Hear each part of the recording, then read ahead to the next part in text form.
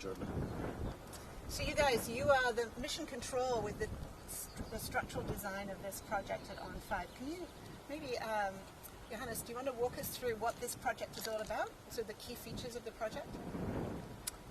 Well, the significant difference to all other buildings is that it's a mass timber building, and it's constructed all with CLT.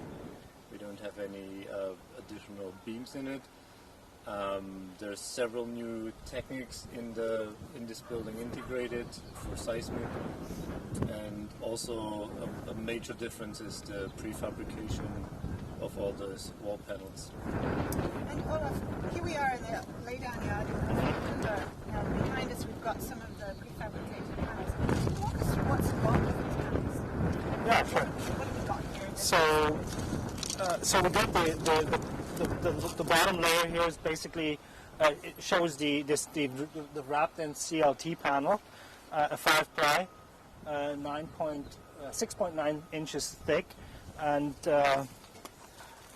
then basically the notch in here is an area where the connecting bolts are kind of going to be hidden in, and behind this is a drip cap here, and as a build-up in here, you have 8 inches of insulation. On the surface here, you have a product from Switzerland. It's called wet guard that encloses the panel, prevents from like a membrane that is a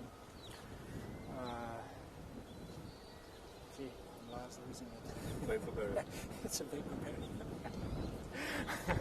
And then you have the insulation, rock wool insulation on top of that, and the insulation is then enclosed, wrapped in with an exterior membrane here, like a product of Switzerland again. And so it prevents it, basically creates a water barrier, watershed, and drains the surface off. And why was that important? Because that's quite unusual. It is unusual, yes. Yeah. Well, so what we find here, because of the weather situation, basically in Europe it's by code. You have to have it. It prevents the airflow in the cavities between the finished surface and the insulation to cool, to penetrate and cool the insulation down. Affects your heating, or the R value, the capacity of capturing the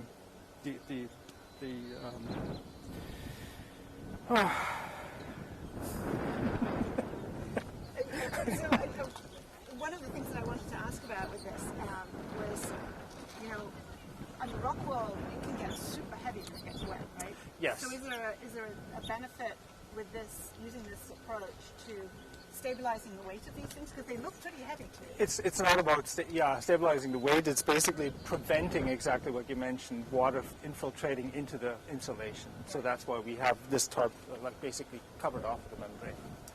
So that was great, by the way.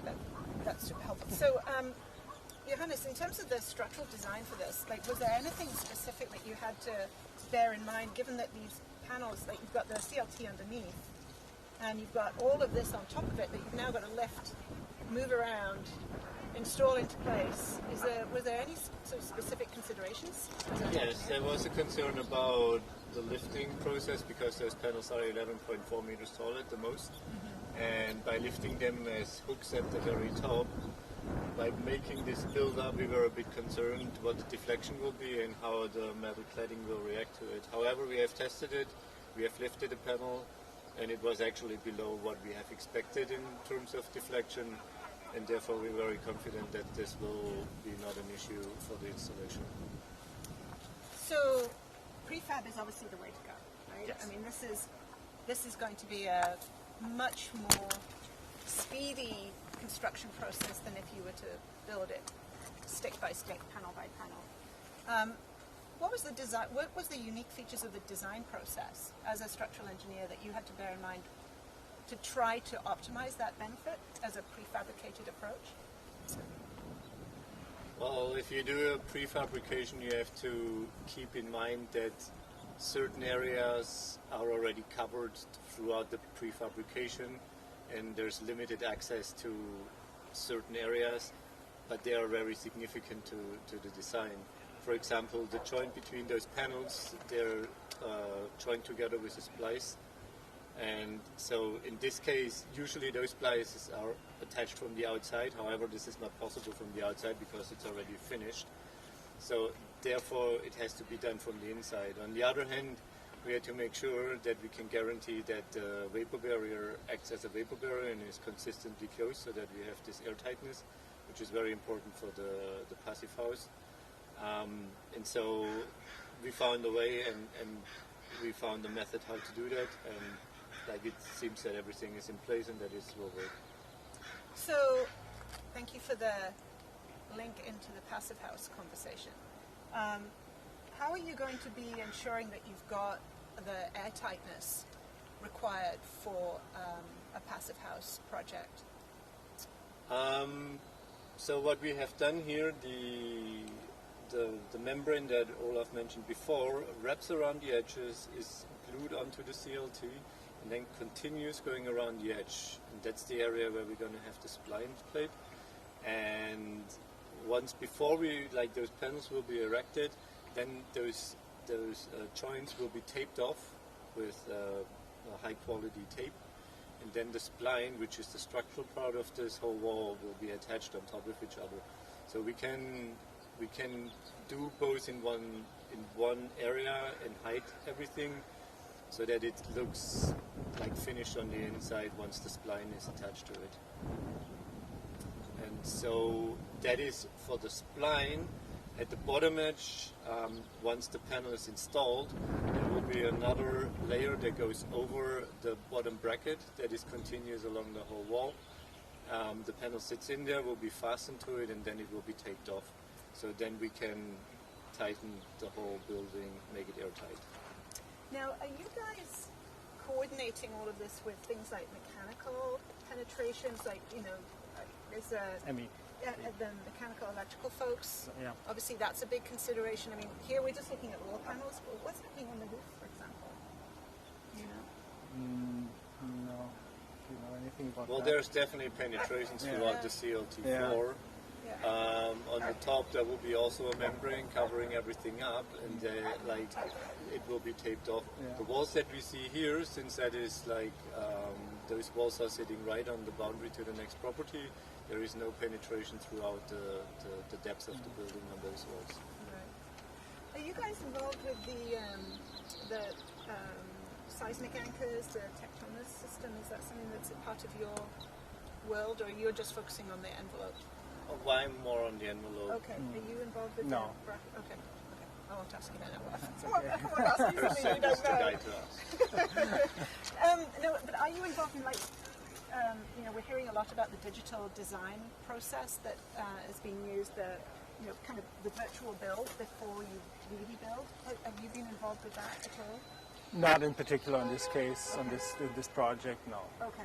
We have joined some meetings and Yeah. we gave them some input. Yeah. Okay. Well, so what we do is we came on site here and monitored and pitched in with ideas that we had, and then what we then do is we go back to the office, and if there's any details that it's kind of a difficult, or try to bring it into a 3D model to give everybody a better understanding how things fall together into place, and that's where this digital comes back into Right.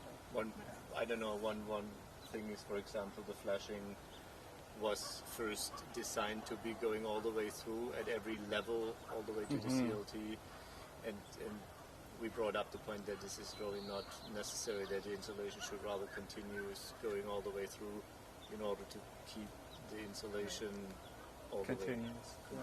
Yes. Yeah. So one thing that you think is the most unique feature of this project from a sort of envelope design, construction, whichever angle you want to take? More from a construction point, envelope, I mean, that's pretty, I would think for me, it's the sheer size. We're going over 3 floors in this case with a prefabricated and enclosed panel. I think that's pretty unique. Yeah. How heavy are these? Do you know? 5,500 pounds. Yeah, something in that neighborhood. I think it was, but that was the bare CLT. That was the insulation on top. Maybe 6,500. 6,500, I think. That's not nothing, is it? No, it's No. part of it. Yeah.